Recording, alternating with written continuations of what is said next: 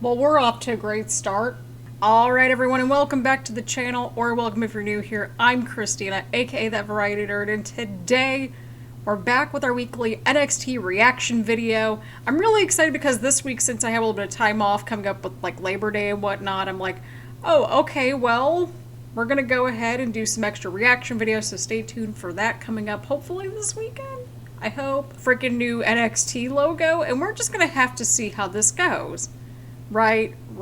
I'm the type of person who likes to see how these things sort of pan out over time. So we're going to see how the whole revamp pans out over time, right? Right. It could just be a production thing, right? Because it's always nice to freshen things up with the production and whatnot. We're going to give it a fair shake around here. So that's all that we can really do. But we've got a pretty stacked show. I think like 6 matches got announced or something like that. So as per usual, grab your snacks. Grab your choice of beverage. We finally got some tea in our systems and actual mugs back here on these reaction videos. I mean, gosh, I got a hoodie, I've got my shorts on. It's shorts and hoodie weather as far as I'm concerned. So, without further ado, let's get right to the reaction. Yes, nothing like starting up the night with the commentary yelling at each other. We're off to a great start. It's really nice seeing Mandy Rose back in action. I'm interested to see where her and her team are going to go. Oh, that was a cool drop kick move right there. You know what, I'm still not too familiar with Sarray, but I've really enjoyed what I've seen so far. And plus we got Mandy Rose back, and it'll be nice to see what she can do just on her own and stuff like that in NXT.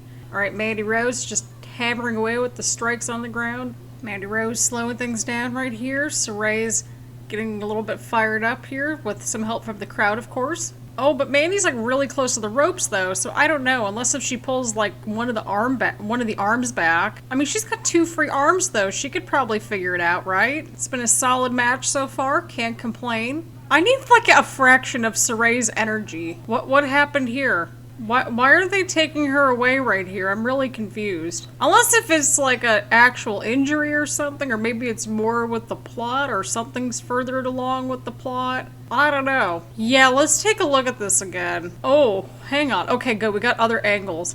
Oh, man. I mean, we've seen some worse tumbles here on NXT, but I mean, obviously we're gonna always be on the safer side of things and just wish that everybody's, you know, doing okay and that sort of thing. So hopefully everything's okay with Mandy Rose. So we're, again, gonna see how this unfolds. Alright, so we got tall boy Duke Hudson here against Kyle O'Reilly. I mean, to be fair, everybody's like taller than me because I'm only 4'10", 4'11" on a good day. So there's that. The real question is this week the week where Kyle O'Reilly gets a bit of a breather? God dang. Wait, what's going on here? What has Duke Hudson done to warrant a title opportunity against Samoa Joe? Shouldn't Carmelo Hayes be that first person since, I don't know, he won that goddamn tournament? I mean, the dude's apparently 6'5", so I mean, that's almost 2 feet taller than me. Honestly though, like, I'm not intimidated by tall people anymore at this point. I think being a college RA really tamed that down a little bit. As much as I'm giving Duke Hudson crap, he has been quite impressive on NXT so far, so it'll be interesting to see what happens with him. No! He just tried to do the air guitar thing. Just no!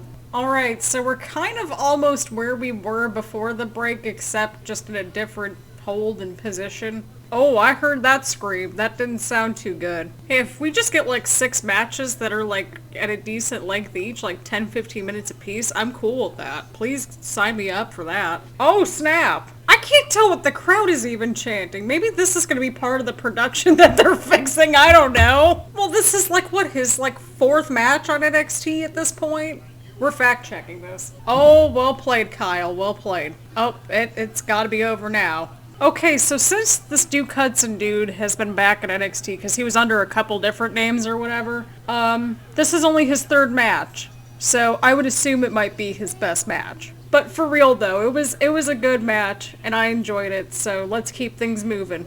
I think that's an understatement that he walked through the fire, but look at the crowd, they're doing the arm motions. They love Ilja Dragunov, and you know what, that gets a thumbs up for me. Actually, a toast. I need a refill on tea. Oh, they're giving him the "You Deserve It" chant. That was one of the best matches we have ever watched around here.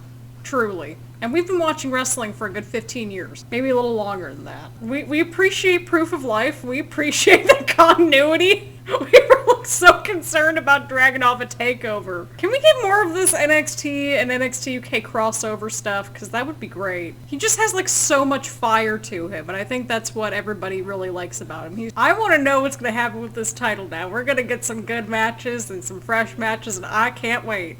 Oh no, Imperium's got this. There's no other way around it. Imperium's got this. I feel like Imperium could, I don't know, use a win too because Walter lost at TakeOver 36. I think the viciousness of Imperium is kind of an understatement, although the viciousness of Imperium has been kind of overwhelming, or underwhelming rather, I should say, just because we know how vicious that Imperium can get, right? Right. Maverick's just like, no! Really loud. Alright, well, Imperium's got this because Bartel just kind of rammed Maverick right into the post. Ikemen setting up this powerbomb tag team finishing move that they do.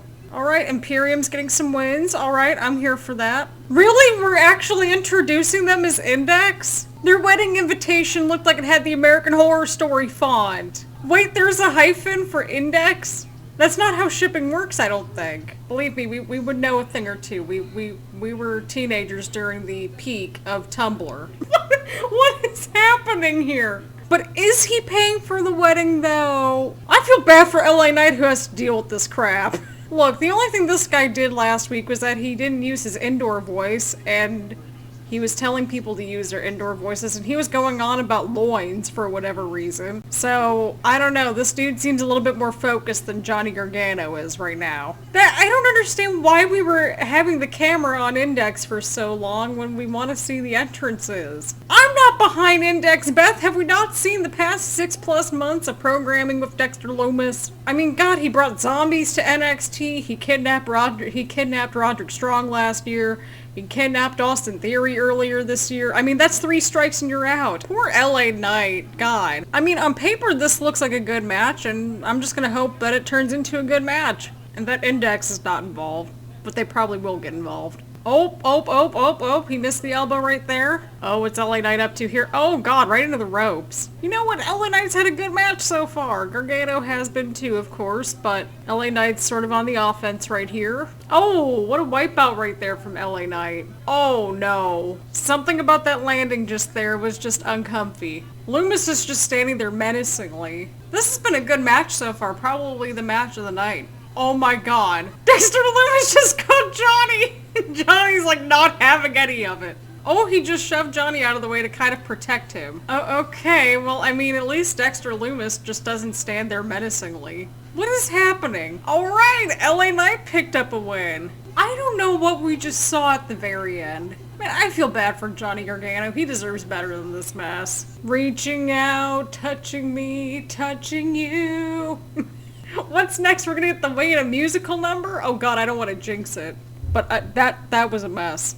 That was a mess of an ending. The rest of the match was good. The ending, though, say what you will, but I still really like that entrance that Raquel has when she like turns the title around and everything. I think it's cool, and it's just enough to stand out. I also really like Jessi Kamea's look. I really like the gear that she has on. Oh, but she got to the rope. Okay, which I don't know why you wouldn't pull her away from the ropes, but we'll roll with it. Oh, she missed the boot. You know what? This has been a decent match with Jessi Kamea. I'm glad that we get to see a little bit more of what she can actually do, like on her own and stuff. I spoke too soon. I think Raquel's got this, fam. I would personally like to see Franky Monet versus Raquel Gonzales next, or at least coming up anyway, because that would be a great match. They're kind of teasing at it, so I really hope that we get it. Alright, here we go. We've got Samoa Joe's interview with Wade Barrett. I like these weekly interviews, I really do. Oh, look at that! They're tying in those tryouts from Las Vegas into this. I'm not going to disagree with anything that Joe just said right here. I feel like if there's one person that's, you know, a good choice to lead us into this relaunch, and we're going to put that in quotes until we see it, I'm glad it's Joe. Okay, speaking of Kushida, where is our dude, Kushida? Hey, at least we get the cool jacket dude back. God, his gear is like blinding right now, but I'm here for it. It's gonna fit in really well with the new logo for NXT. But yeah, we got some new acquisitions to Diamond Mine, so that's cool. Oh no! Oh, right into the steel steps. Did Roderick just call him Jacket Man? Poor Jiro, but you know what? I'm on Roddy Strong's side on this match. You know what this bright yellow thing reminds me of? Oh my god, what was that dude's name from, like, the Curious George books? Wait, what?